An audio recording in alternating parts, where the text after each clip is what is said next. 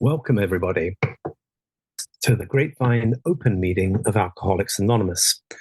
I'm an alcoholic. My name is Teddy, and I'm serving you as your host for the month of June. This is the AA Preamble. Alcoholics Anonymous is a fellowship of people who share their experience, strength, and hope with each other that they may solve their common problem and help others recover from alcoholism. The only requirement for membership is a desire to stop drinking. There are no dues or fees for AA. AA is not allied with any sect, denomination, politics, organization, or institution. Does not wish to engage in any controversy, neither endorses nor opposes any causes. Our primary purpose is to stay sober and help other alcoholics to achieve sobriety. You can enjoy this, the weekly Grapevine Open Meeting, every Wednesday at noon Eastern Time on this virtual platform. The meeting is recorded and then replayed as a podcast every Friday on all podcast platforms at aagrapevine.org and on our YouTube channel. This is an open meeting. Everyone is welcome. We are glad you are all here, especially any newcomers. If you are new to AA and want to learn more about our program of recovery from alcoholism, we encourage you to find an AA group in your area by using the official AA Meeting Guide app, available free via your device's app store. Contact with group members will help you find a sponsor and help you learn about the AA program of recovery from alcoholism. And I now get to read today's Grapevine daily quote. And I'll do that by looking at my cell phone here because it comes in an email to me. And one of the first things I get to do is have something sobriety enhancing at the start of each day on my phone. And there is the Grapevine quote of the day. So, and no matter what mood I'm in, I always feel better after I've read the Grapevine daily quote.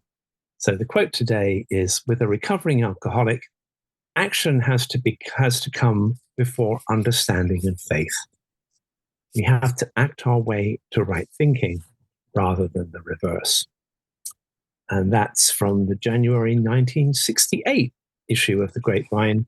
What about this 24-hour plan? And you can also find that in our book, The Best of the Grapevine, Volume 1. So now I also get to read a quote from the Grapevine magazine. And by the way, you can sign up for the daily quote as a daily email at aagrapevine.org. And you'll also find it on the app every morning as well. So the quote from this month's Grapevine, and this is this month's Grapevine issue, the June one, which has a special feature about getting sober young in AA. And I want to read a quote from, and you can see, I'm one of those people that has both the app and the magazine. I like to have digital and print. And I'm going to read from a story called Thin Ice in this month's magazine. And this is from GW in West Bend, Wisconsin. And up in the north there, they go out ice fishing on these frozen lakes. And he writes, or they write, when you are walking on ice, you can never relax. There is little trust. With every step, you listen or watch for cracks in the surface and always worry you might end up in the freezing water and possibly never be able to climb back out. Likewise, I had no confidence that I could not fall back into drinking, but by going to meetings and fellowship afterward, reading the big book, starting to work on the steps, and searching for a sponsor, I started to relax, breathe a bit easier, and believe I could keep walking forward. I began to believe this ice would hold me up, because I saw it holding up others who walked in front of me. I just followed them. That's the quote from the magazine this month. And then I'm also going to read a quote from our big book, Alcoholics Anonymous. And the quote I'm going to read is found on page 25 in the chapter, There is a Solution. There is a solution. Almost none of us likes the self-searching, the leveling of our pride, the confession of shortcomings, which the process requires for its successful consummation. But we saw that it really worked in others, and we had come to believe in the hopelessness and futility of life as we had been living it. When, therefore, we were approached by those in whom the problem had been solved, there was nothing left for us but to pick up the simple kit of spiritual tools laid at our feet. And one of the reasons I chose that was that my first sponsor, that was my nice zhuzhy big book. This is my real big book, which is which is great, right? Because it's been really well used. And what he wrote in it, I don't know if you can see this. That's my first sponsor's handwriting. But he wrote, Teddy's aggressive therapy for drugs and alcohol. And he made when we would read that paragraph at every meeting we had. That was the first thing that we did. So you'd think I'd have it memorized, but not yet. That's coming.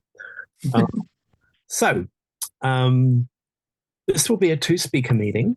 There will be no sharing by attendees, so please sit back, relax, and listen. We often hear that it is best to try and identify with the speakers rather than compare your story with theirs. So without further ado, I would like to introduce our first speaker today, Cesar. Thank you, Teddy. Cesar, you have 20 minutes, and what I'll do, I'll hold this up when we're getting close to time. Okay? Beautiful. Thank you, Teddy. Well, my name is Cesar, and I'm an alcoholic. First of all, I want to thank you, Teddy, for inviting me to this wonderful meeting. And also, I want to take the opportunity to thank all who got involved in this project, the Grapevine people. So it's out of the way. I don't want it to miss that. My sobriety day is January 6, 1996, and my home group is one of the Spanish-speaking groups in the Area 09, which is one of the areas of California. So I'm going to start how I started drinking. I was, I believe, 14 when the alcohol was introduced to me, and my childhood was I was a little shy, and I remember that when I first drank, my whole life changed, and so I became more talkative, and I also started making more friends. I was so young. I was a kid, and so I remember that I was living with my parents, and they didn't like that to see me going into that path. So an idea came to my mind, and I said, well, maybe when I became 18, I'm just going to be away from my dad and my mom so I can live my life the way I wanted it. But at that time, I was in their homes, and I was going to school, and I didn't behave well. And the other thing that I remember is that my family was a very, as you can see, I'm coming from the Hispanic family, from the Mexican family.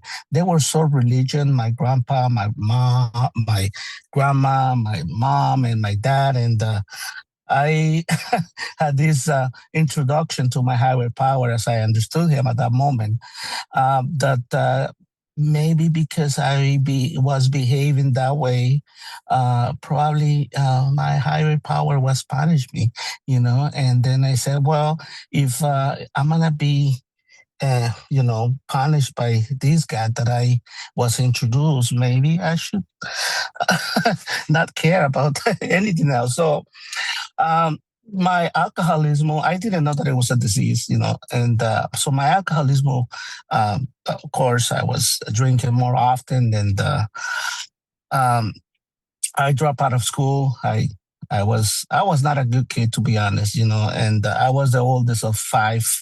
And I remember my dad used to talk to me and say, "Hey, I don't know, I love you so much, but you are not a good example of my other kids, And so I always had these arguments and fight with my dad. And now that that I understand, I cannot imagine how. Uh, uh, because my dad loves you so much, but there was a point that he said, "You know what? I think you should go away, because I don't want my other kids, to follow your path." I was not a good example. So I turned 18 and I said, "Yeah, I'm going to leave the house." I didn't leave the house until I was 19. 19, I emigrated to the United States. When I immigrated to the United States, I found this freedom over here. I was alone. I was with away from my family the way I wanted it. And so I came with friends. And I one of the greatest things that I see is like I see all kinds of beers, the liquor places. Oh my goodness! I said, you know what? This is what I wanted. But then I was start because the disease was coming with me. I became a heavy drinker. With a lot of problems, to be honest. And my life was a disaster. And I think I was before I came to AA, I was drinking like every day, and I was 20 years old. And thanks to a nice family that I was living, I don't. I think it was like a 4 or 5 months that I didn't pay rent, and thanks to them, I was not a homeless. I was practical homeless because I was not able to pay the rent to them. They were so nice, so kind, and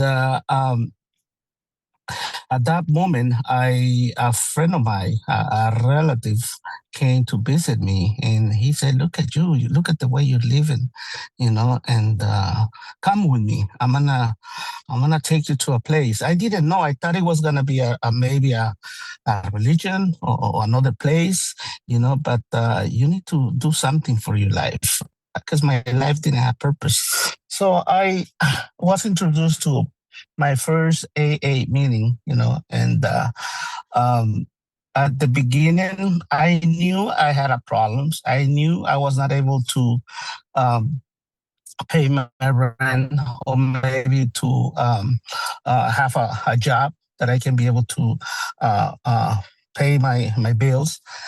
But at the same time, I look at these people at the meeting, and believe me, I was so judging the people. I said, I don't think these people will help me. Maybe if I learn how to drink, like not the way I was drinking, probably my life would be better. But I at the beginning, to be honest, Teddy, I didn't like you guys. I went to my first meeting, and I was just saying, hey, all people was smoking in the meeting. It was back in 1995, and it was the meeting. It was so unbalanced. There was a lot of old people, maybe middle. I was 20 years old, and I was looking around. I said, "What am I doing here? what? What?" And then it was people. Do you want a coffee? And it is funny because I've been telling every time I tell my story, I said, "Hey, do you know?" In my mind, I said, "I don't even want to be here. How do you think I'm gonna sip a cup of coffee?" And so anyway, so it was my process at the beginning. So I don't remember much about my first meeting. The only thing I remember, there was a lot of smoke and people was want to become my friends and said, "Hey, you are young. You know, you could if you have the problem of alcoholism. This could be maybe a good start. So maybe you can start being honest with yourself." And so I this person who introduced me to my first AA meeting became my sponsor, and he pretty much took me to my first 6 months going to the meetings, and I have a few relapse at the beginning because I was not taking seriously the program, and I not even identify myself as an alcoholic or as a member of Alcoholics Anonymous. I was just like a visitor going to the meetings, and we will talk about in the car. Hey, how do you like the meeting? What do you like? Do you understand? But I know it was the process, and then after 6 months, he said, "You know what? Well, I already, you know, the way of going to the meetings. I don't know if you're gonna take this program seriously, and it's up to you. But now you need to start walking your own." And you know, I feel so hurt. I said, "Hey," I said to myself, "You want me to come to the meetings, but now you are saying I didn't have a car." I said, now you're saying that you're gonna take me anymore to the meeting."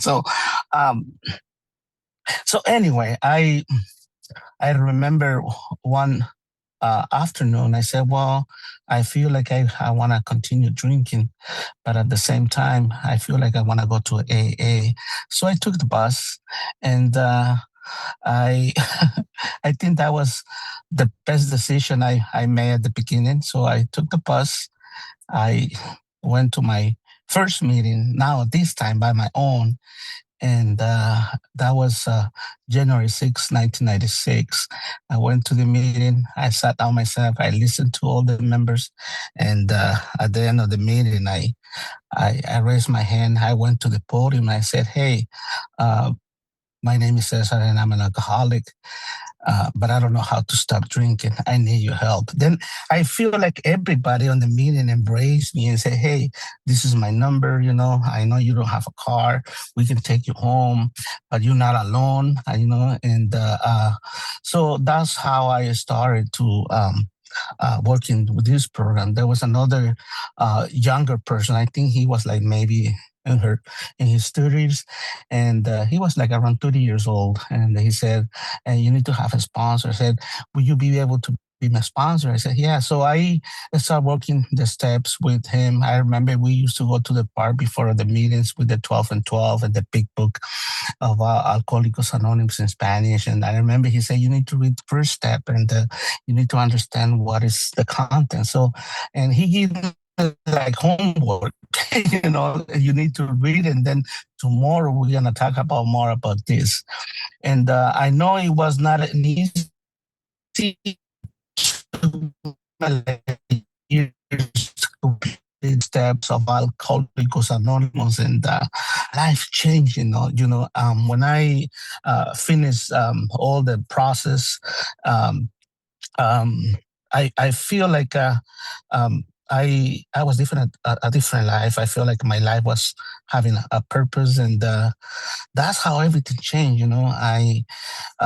That home group became my family, and I remember that how I made amends with my dad and my mom and my brothers and the people I heard, and even with myself.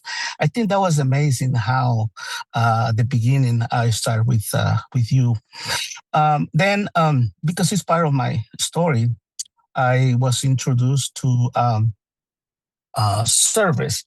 I do understand that service is old since at the group doing. I think I was a CAF person. That was my first service, and that meeting. Then I became a secretary for the meeting, and um, I was introduced to general service as well. I went to my first district meeting and then to the area meeting. And how amazing was at the same time, in my first 3 years of doing the steps, I remember my sponsors also told me, we are here in the United States. You need to learn the language because I didn't know any word in English. So as you can see, I still struggling maybe to pronounce it well. But I went to school, and I, thanks to the support of my sponsor and the fellow members, I finished some courses like the GED. I completed my GED and some other um, programs that I did. Some I went to college and anyway, so I when I went to my first area meeting, I see that there was all the meetings in English. What a gift to me because I wanted to practice. And then the AA vocabulary, I know it's a little different than the maybe from the outside world. So I I said, and then I see this person, talking with many people on the meeting. I said, I want to be that person. He seems like so knowledgeable, and it seems to me like that person knew everything. And then I talked to my sponsor. I said, hey, who is that guy? They call the delegate.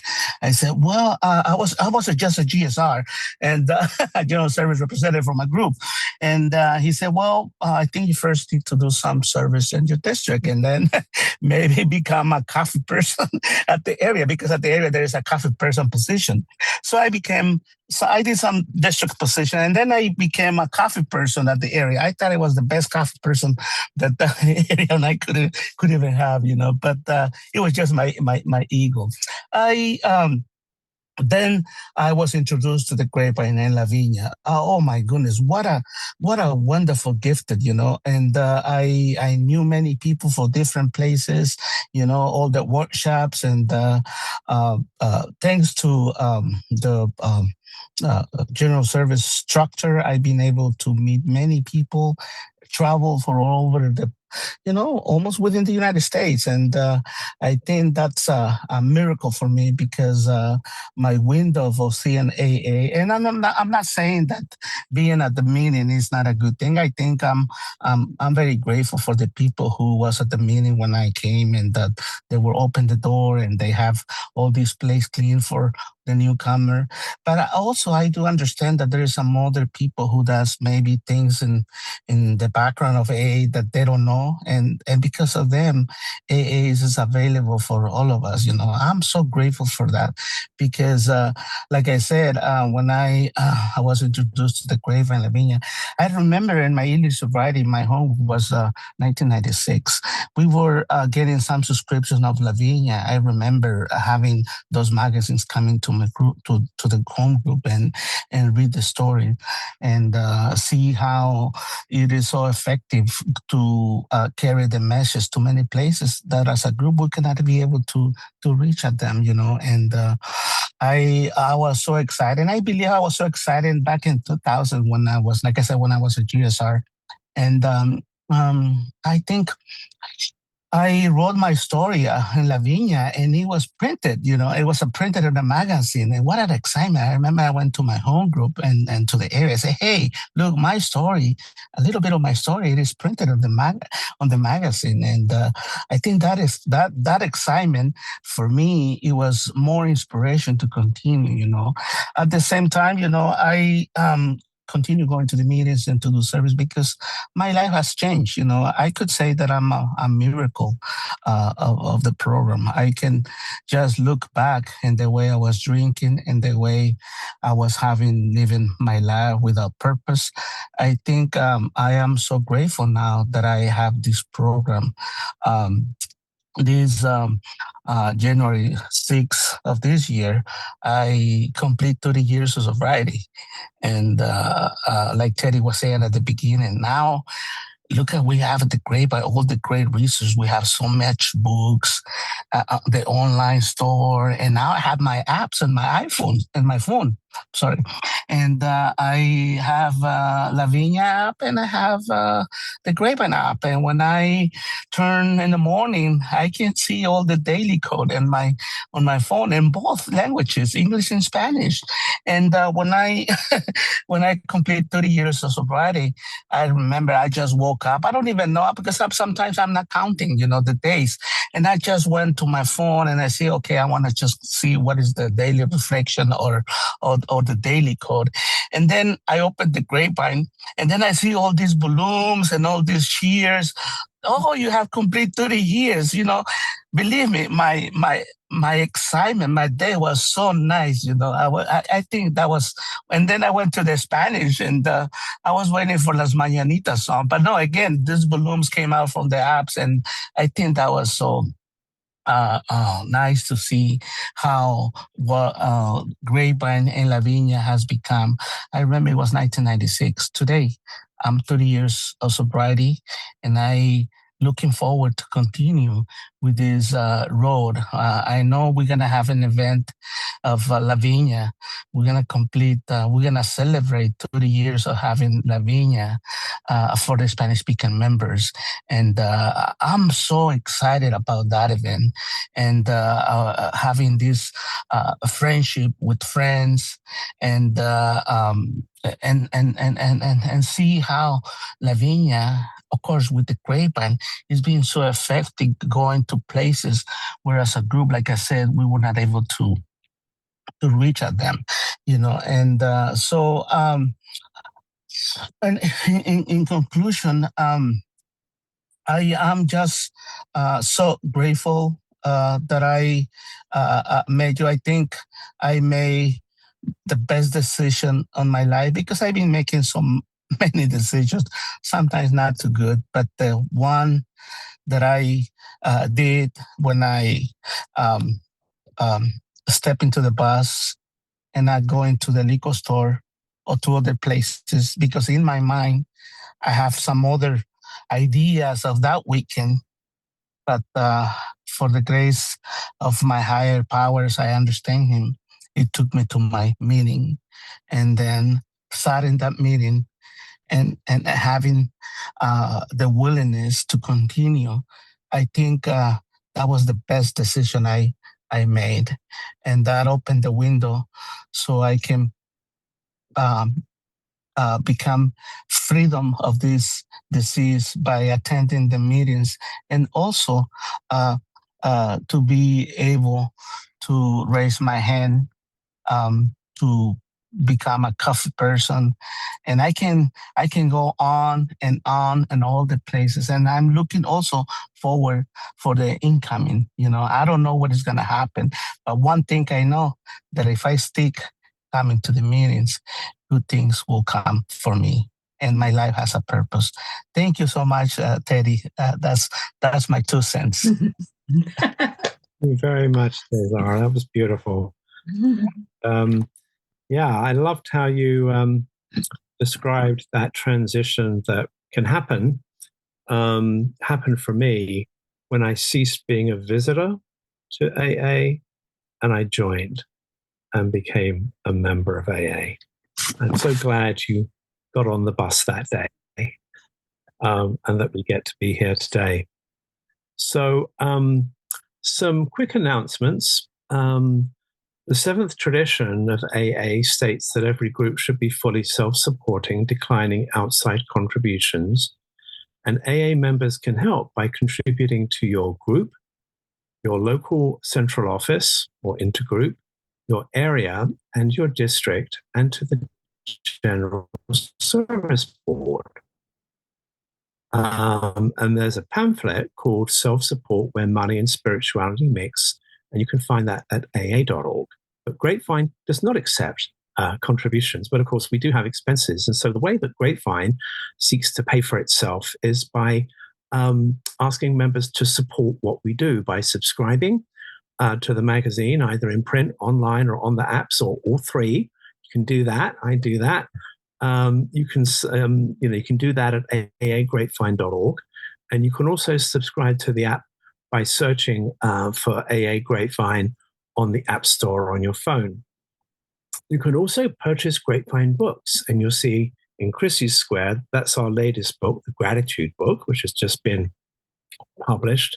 And Grapevine books include the best of the Grapevine over the last 80 plus years, 82 years. The Grapevine has been publishing every month without fail. And so over that 82 years, there's a lot of really great stuff that's come from the membership, and that's preserved in our books. So you can also find our online bookstore at aagrapevine.org.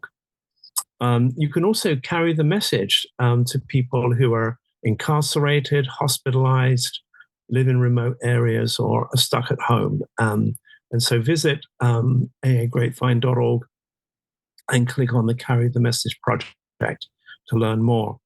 We also invite you to listen to our other weekly podcast, the AA Grapevine Half-Hour Variety Hour, which is available for free on all podcast platforms. And you guessed it, at aagrapevine.org. In fact, why don't you just go to aagrapevine.org and explore? There's so much there.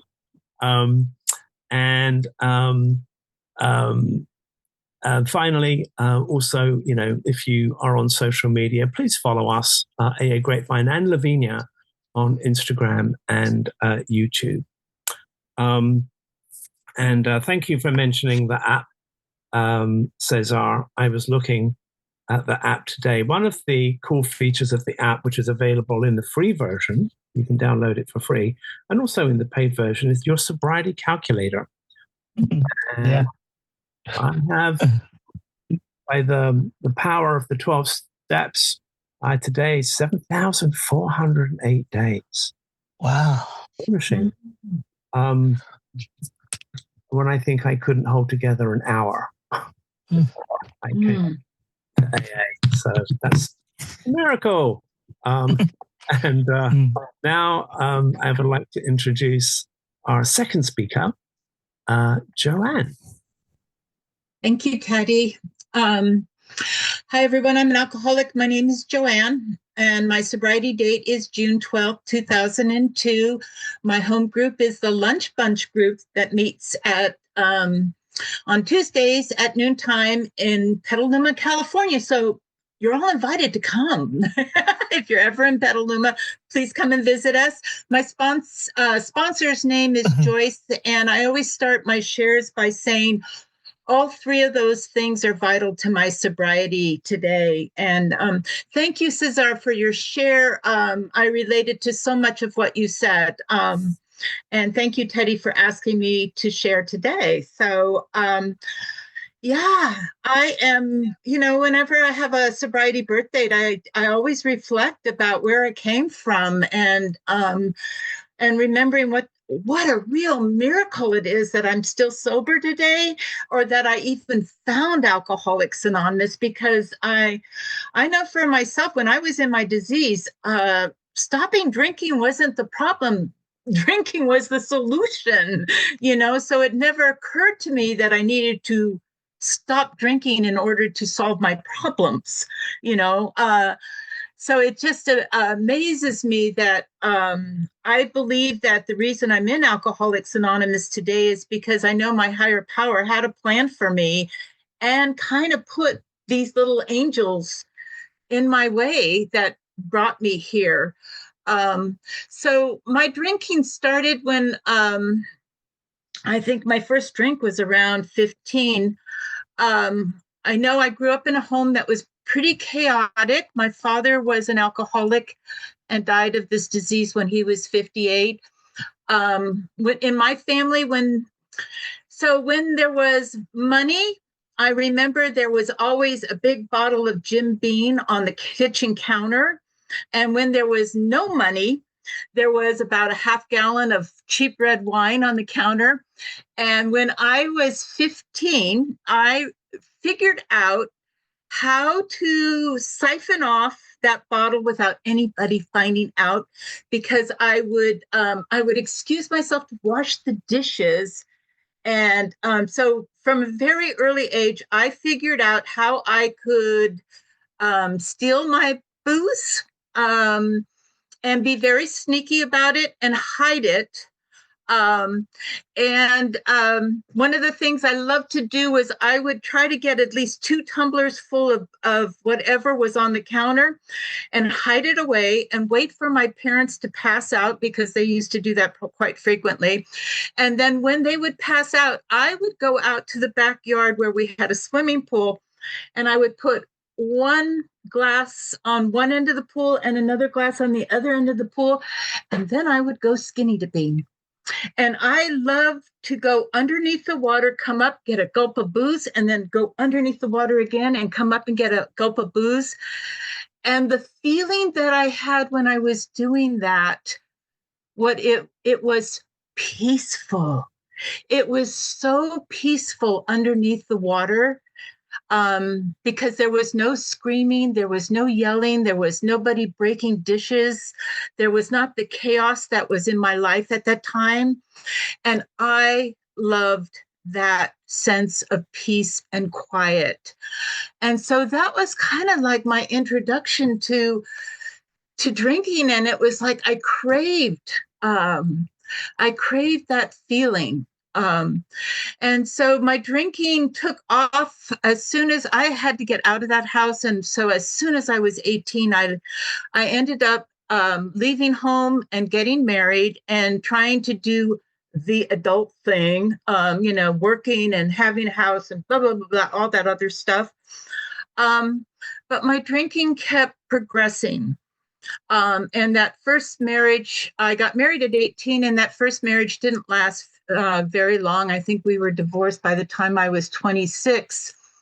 And after that, I never equated the fact that it was the drinking that was making my life unsuccessful. I just remember during that period of time, I never got fired from a job for drinking. I mean, I really believe that by the time I was 20, I was probably drinking round the clock. And every night I would drink until either I passed out or blacked out. But by the time I was in my early 20s, I just remember feeling very, very that it was where I was, that was it was where I lived, what I was with, and if I could just find the right job, live in the right place, have the right relationship, I would be okay. And so during that period of time, I moved an awful lot. I changed jobs an awful lot. I never got fired for my drinking because I had that uncanny ability to get out of Dodge before I got fired. But it was always that restless, irritable, and discontent in my life that, what was going to fix me, and I never quite figured it out. And so by the time I was 27 years of age, I ended up in San Francisco living with my grandmother. And the reason I was there was my grandmother was dying of pancreatic cancer. And so under the guise of caring for grandma, I moved in with her. But the real truth of the matter was my grandmother was too sick to see how sick I was. And that's where I ended up. And I was a waitress at that time. And I worked in this coffee shop restaurant, and as a waitress on the it was a swing shift, so it was in the evening. And every Tuesday night at about 9:00, this group of people would come into the restaurant. They would fill up the entire restaurant. They were from this thing called Alcoholics Anonymous. And so they would fill up the restaurant. And I used to tell the other waitresses, those people from Alcoholics Anonymous will drive you to drink, because I used to always have to have a stiff drink before I would go wait on them. And what happened for me at that time was there was a very cute guy in that group. And we started flirting with each other. And he happened to ask me out. And the only time we could go out was in the morning. And so I go, oh my God, I'm going out on a date with this guy, that poor guy. So I know I can't drink. So on this date, I decided I was not going to drink because I felt so sorry for him. So I remember going out on this date with him, and he figured out very, very quickly that I had a problem with alcohol. Because I can remember that morning, my hands were shaking, I was sweating. I probably had that wonderful aroma that we all have when we're detoxing from drinking. But at the same time, I remembered that date as being one of the best days that I've had in a long time, because this guy was sober. He was 6 years sober. He had a sparkle in his eyes. He was so much fun to be with. I hadn't laughed so hard like that in a long time. He was actually he was so attractive. And, I know today now that that's that spiritual experience that we have when we get to connect to this program of recovery, that it brings out our true essence, which is joy and happiness. So anyway, after this date with him, he told me very carefully that he didn't think he could see me again because he thought I had a problem with alcohol. And that wasn't the first time anybody had ever told me that.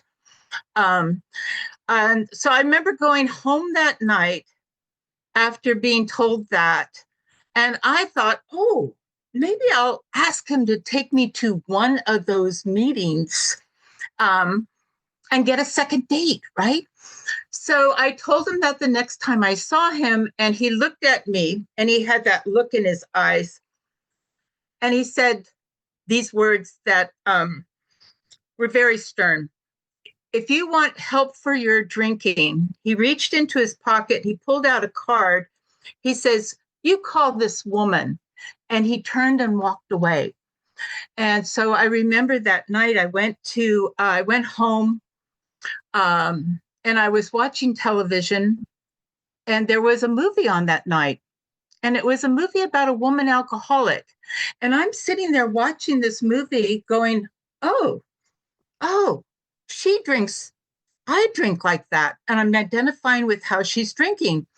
And then this woman got into recovery in this movie.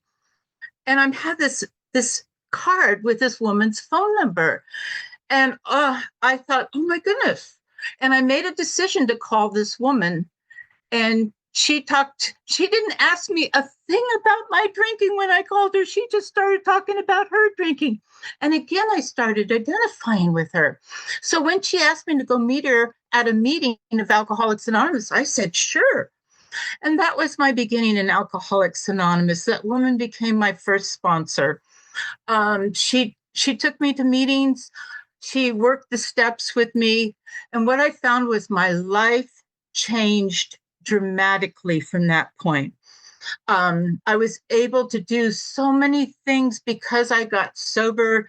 I remember going back to school, getting a good paying job, eventually getting married and having a couple of kids. But then what happened to me was every time. So I moved quite a few times in my early sobriety. And every time I moved, I would remember I needed a home group and a sponsor. And that happened for maybe like 3 moves. But by the time it got to the 4th move, I didn't do that. I didn't get a home group. I didn't get a new sponsor. And what happened to me was I drifted away from the program of Alcoholics Anonymous. Today, I look back at that drifting, and that was one of the biggest mistakes for me. Is I need to get a home group. I needed to get a home group because for me, my home group is my anchor in Alcoholics Anonymous. It's that one meeting that I never miss. Every week I go there. And so what happened for me was I relapsed after 17 years of sobriety, and I was out there for 5 years. And during that 5 years that I was out there, there was absolutely no thought of recovery. Absolutely none. What was in my head was, how can I control and enjoy my drinking? It was the biggest obsession in my mind. And at that point in time, I was married, I had kids, I had a job. None of those things mattered. It was all about how can I control and enjoy my drinking. And so how I came back into the program was, I had been on a trip with my mother. And before going on this trip, I was drinking, and I ended up in an airport where I went into an alcoholic coma, and they had to call an ambulance and put me in the hospital. And when I came to, they were trying to tell me that my blood alcohol was 0.39. They wanted me to go into recovery. They wanted me to, they were trying to tell me I was sick, and I couldn't hear it. I couldn't hear it because of my disease. And I looked at my mother and I said, let's call a cab. Let's get out of here and go on this trip. And I left the hospital and went on a 30-day cruise. And when I came back from that cruise, my poor husband had gotten the hospital bill. He had gotten the ambulance bill. He met me at the end of this trip, and he was so worried about me. And that night after he picked me up, I ended up getting drunk. Now, my husband knew enough to not say anything to me while I was drinking. But the very next morning, he looked at me and he said, it's been a long time. You were way on this trip. And the first thing you wanted when you came home was a bottle. And he just looked at me and he said, I miss you. And he started to cry. And in that moment in time, I could see, and I would swear on a stack of Bibles, I'd never seen that pain in his face. But in this morning, I saw that pain in his face. And I went to work that day, and I got confronted by my boss, who said, there's been reports of you drinking on the job. And if you want to keep your job, you need to go into recovery. And that was when I said I agreed to go back into recovery. But I have to tell you this, that even though I had been in Alcoholics Anonymous before for 17 years, that first year coming back after that relapse was not pleasant, because I knew what AA wanted me to do. They wanted me to work these steps. They wanted me to make amends. They wanted me. And I was at a place in time where I was wanting to hold on to blaming others for the state of my life. I was not in a place where I could take responsibility for my life. But I did go back into recovery in order to keep my job. And as a result of working the steps this time around, I started to see where I had given up taking responsibility for my life, where I had given up taking responsibility for my serenity and my happiness. And coming back into Alcoholics Anonymous, the thing that saved me the most was getting into service. After working the steps and making my amends, getting into service and realizing that Alcoholics Anonymous was the one place where I could find that peace, that contentment, and that joy that I had been wanting all along as a result of working the steps. And getting back into service really increased that. I found my way into general service, which has been the joy of my life.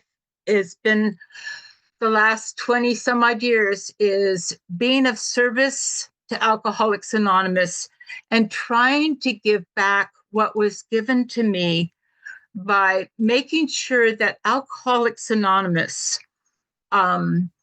is that we protect and care for our 12 traditions, our 12 steps, and our 12 concepts, and that Alcoholics Anonymous remains the same. I don't know if that's exactly the way I want to speak to put this. That Alcoholics Anonymous remains healthy so that it will be here for the person that hasn't found us yet. That our message has the integrity of that it's always has. That by having these 12 steps, these 12 traditions and 12 concepts, that we maintain. Oh God, I'm sorry, my brain is just going right now at the moment. I just want to say this, that the program has given me a connection to a power greater than myself that allows me to be a person, the person I always wanted to be a good wife, a good mother, a good member of Alcoholics Anonymous, a good citizen of the world. Those things I couldn't do by myself. I needed help. And I get that help with the 12 steps, the 12 traditions, and the 12 concepts, because they teach me how to be in this world. And those were things that I did not know how to do until I got here. But the joy of this program is trying to give it away. And the thing that I lacked before was I didn't sponsor. And today I am a sponsor, and I love that more than anything else, because it keeps me in our literature, it keeps me in our program, and it keeps me in service. And you know, what can I say? That is my greatest joy today. And thank you, Teddy, for asking me to share. And I think that's all I have. Thank you so much, Joann. And I loved when you were describing that experience that you had in the swimming pool when you were younger, and submerging and feeling that peace, and the association of that with alcohol at that young age. And I hear a lot of that in the rooms of Alcoholics Anonymous. You know, alcohol is a place, you know, for many of us as safety, when all around us can be traumatic, and a refuge. Of course, it's you know, it's not really a refuge, as you found out. But I was also struck by the ritualization of that as well. And that's certainly something I can identify with. My drinking became very ritualized, especially towards the end. And I love how you found that peace and enjoyment again, right? And I related to that because, you know, this program of Alcoholics Anonymous has given me peace of mind. Or a mind that never used to stop or shut off, or, you know, pause. And to have that peace of mind is really priceless. And of course, you both mentioned, you know, service. When I was newly sober, I was assigned to write a story for a magazine about recovery, me and my 60 days, right? So what I know, but my editor had the good sense to say, why don't you go interview people? And so I did. And one of them, I kind of asked him, how do you stay sober? And he said, I can't tell you, but I can tell you what I did differently. And what I did was I threw myself into service. And I've never forgotten that, because I would hear in the rooms, service will keep you sober, you know, kind of a cliche. But again, that's been my experience. And it sounds like it's been your experience too, both of you. Certainly a real important part of, you know, how we get to be here and show up today. And now we will go back to the script, which is somewhere here. There we go. Thank you all for coming today. And please let your friends know about our meeting. This is an open meeting. So it's also ideal for friends who want to learn more about Alcoholics Anonymous and who may not be alcoholics themselves. That could be family members. It could also be people that you come across if you're doing cooperation with the professional community service or public information service as well. Those folks are welcome here too. So I'd like to thank again Cesar and Joann for joining us this morning and sharing some of your experience, strength and hope with us, and for accepting my invitation to be here today. You know, one of the great things about getting to serve as the secretary for this meeting is I get to reach out, you know, to the people who inspire me. And so I want both of you to know that you inspire me, and I love you. And I'm just so grateful that our paths crossed in sobriety. Yeah. It just gives me the chills. So thank you for being here. And so now what I would like to do is to ask Cesar to close this out with a prayer of your choice, Cesar. Oh, thank you, Teddy. Yeah, absolutely. Would choose, I believe, the Serenity Prayer.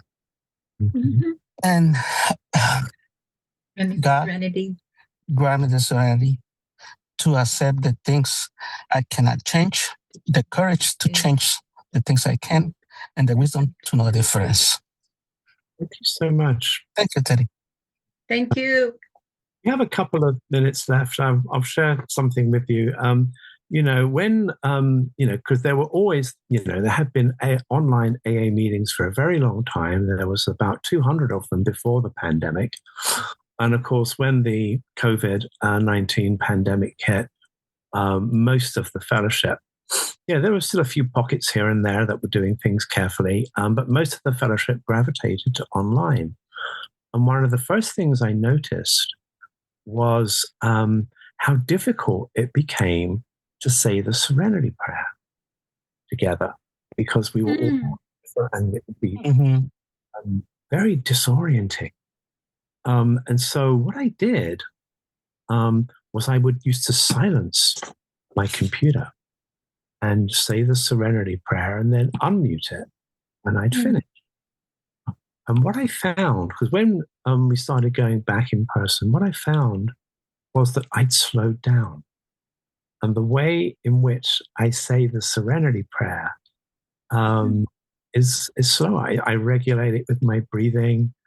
And so if during the Serenity Prayer you don't see my lips moving, it's because I'm with you, but I'm letting you say it at your pace. Yeah, so just thought I would mention that. One of the unforeseen benefits of the pandemic was that it helped me slow down and really savor that prayer. A lot more.